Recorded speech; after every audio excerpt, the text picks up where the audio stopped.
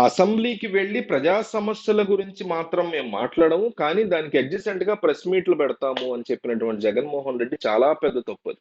అదే మాట పవన్ కళ్యాణ్ చెప్పినా, చంద్రబాబు చెప్పినా తప్పే.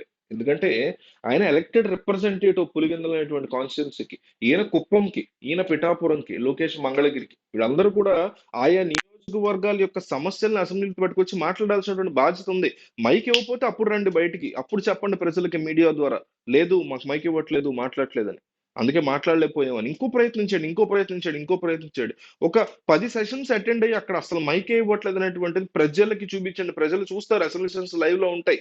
మైక్ ఇవ్వట్లేదని మీ ఫోన్‌ల ద్వారా రికార్డ్ చేసైనా చూపించండి. అప్పట్లో చంద్రబాబు నాయుడుని అవమానిస్తే అది వేరే ఫోన్ నుంచి వాళ్ళు రికార్డ్ చేసారు. ఆ టైప్‌లో చేయండి. చేసి చూపించండి ప్రజానీకానికి. గతంలో మీరు కూడా ఇట్లాగే అసెంబ్లీలో మైక్ ఇవ్వట్లేదని వెళ్ళిపోయి ఆ తర్వాత సీఎంగా వచ్చారు కదా! అట్లా ప్రెస్ మీట్‌లు పెట్టడం కంటే అసెంబ్లీకి వెళ్లి ప్రజల తరఫున పులివెందుల ప్రజల తరఫున గతంలో ముఖ్యమంత్రిగా ఉన్న మీరు మీ మీద వస్తున్నటువంటి ఆరోపణలు అసెంబ్లీలో మాత్రమే మీరు డిఫెండ్ చేసినటువంటి హక్కు ఉంటది. బావుంటది. దాని తర్వాత okay. Evening time press meet. పొద్దునంతా అసెంబ్లీకి అటెండ్ అయ్యి. అలా కాకుండా నేనసలు వెళ్ళనేటువంటిది మైక్ ఇవ్వరనేది అసలు ఏ రోజు ఎళ్లారు మీరు మైక్ ఇవ్వలేదని తెలియడానికి గతంలో ఇవ్వలేదు ఓకే. కానీ ఈ సెషన్స్‌లో ఇస్తారేమో. ప్రజలు ప్రజలు రాజకీయ నాయకులకి భయాన్ని, బాధ్యతని ఇస్తున్నారు. దానివల్ల ఇంకా ఇస్తారేమో కాస్త ఓపికగా వెయిట్ జేయాలి కదా! అదేమీ లేకుండా నాకివ్వట్లేదు నేనెళ్ళను అనేది చాలా చాలా మూర్ఖత్వం కింద అనిపిస్తది. సో, ఇప్పుడు ఆయన ప్రెస్ మీట్ పెట్టారు. ఈ ప్రెస్ మీట్ మాట్లాడారు చాలా విషయాలు షర్మిలకు సంబంధించి నందమూరి బాలకృష్ణ వైపు నుంచి వేధింపులొచ్చాయి. అది ఇది ఆమెను వేధించారు అప్పట్లో అని ఆమె చెప్పిందని వీడియో రికార్డ్ చేశారు. నిజమే. షర్మిల కూడా మరి వైసీపీకి సంబంధించిన వాళ్ళని అరెస్ట్ చేయండి. వాళ్ళందరూ నన్ను, నా తల్లిని ఇష్టం వచ్చినట్టు మాట్లాడారు అంటున్నప్పుడు, మరి గతంలో టీడీపీ వాళ్ళు కూడా వేధించారన్న విషయం ఆమె చెప్పారు కదా! మరి వాళ్ళని అరెస్ట్ చేయమని ఆమె ఎందుకు అడగట్లేదు టీడీపీ ప్రభుత్వాన్ని? ఆ టాపిక్కే ఆమె ఎత్తట్లేదు అసలు.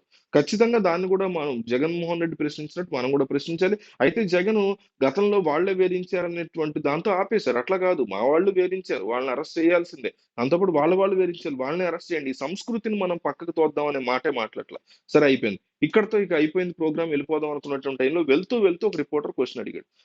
నిన్న పొద్దున అసెంబ్లీలో పవన్ కళ్యాణ్ 10 సంవత్సరాల పాటు చంద్రబాబు సీఎంగా ఉండాలనేటువంటి చేసినటువంటి వ్యాఖ్యలు. దాని మీద ఈయన వినగానే ఒక రకమైనటువంటి హావభావం కాస్తంత గ్యాప్ తీసుకొని తర్వాత ప్రజలు ప్రజలకి ఎవరైతే మంచి చేస్తారో వాళ్ళనే జనాలు మంచి చేస్తే ముఖ్యమంత్రిని చేస్తారు అని చాలా ఓపెన్‌గా చెప్పారు. అంటే ఈయన ఇండైరెక్ట్‌గా ఒప్పుకుంటున్నట్టేనా ఈయన మంచి చేయట్లేదని? ఈయన మంచి చేయలేదు అందుకే ఓడించేసారని? టీడీపీ వాళ్ళు ఇప్పుడు అదే పాయింట్ పట్టుకున్నారు. మనం అంటాం గాదు. నువ్వు మంచి చేయలేదు కాబట్టి జనం నిన్ను ఓడించేసారా జగన్ అంటూ టీడీపీ ఆయన్ని ప్రశ్నిస్తోంది. హ్మ్.